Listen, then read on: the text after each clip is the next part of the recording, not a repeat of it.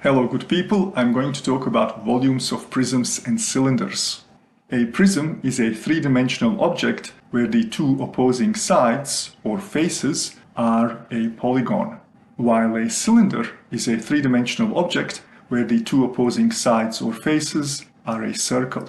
The general formula for calculating the volumes of these objects is the same, namely the base area, which is sometimes referred to as the cross-section or the face area, multiplied by the height, which is sometimes known as the length of the prism or the cylinder. In case of a triangular prism, we would have the surface area for the triangle multiplied by the height or the length of the prism. For a rectangular prism, we would have length multiplied by width multiplied by the height of the prism. In case of a prism where the cross-section or the base or the face is a pentagon, we would firstly have number of sides multiplied by the base length of the pentagon multiplied by the epithem divided by 2, and then the whole lot multiplied by the height of the prism. When we need to calculate the volume of a cylinder where the base area is represented by a circle, the formula would be pi r squared multiplied by the height or the length of the cylinder.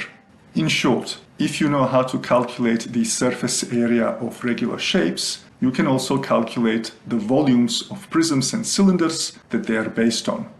Note that prisms and cylinders are not the only possible three-dimensional objects. There are many others, but there is one more that I really want to talk about, and that is a sphere. A sphere is a three-dimensional version of a circle, and just like a circle, it has a circumference and a radius. I have chosen to depict the circumference in orange and the radius here in green.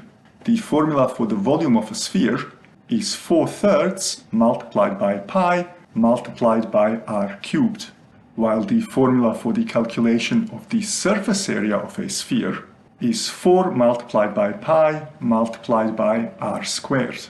How these formulas are derived is a story for another time. For now, I want to demonstrate their quick application. So here are two quick questions. What is the volume of a sphere with a circumference of 1.25 meters? And what is the surface area of the same sphere? For these two formulas to work, I need the radius. It has not been given to me, but I have been given the circumference, so I'm going to write the formula for the circumference. C equals 2 pi r. Next, I'm going to rearrange it to make r the subject. And now I'm going to substitute and calculate. And that gives me a radius of 0.199 when rounded to 3 significant figures.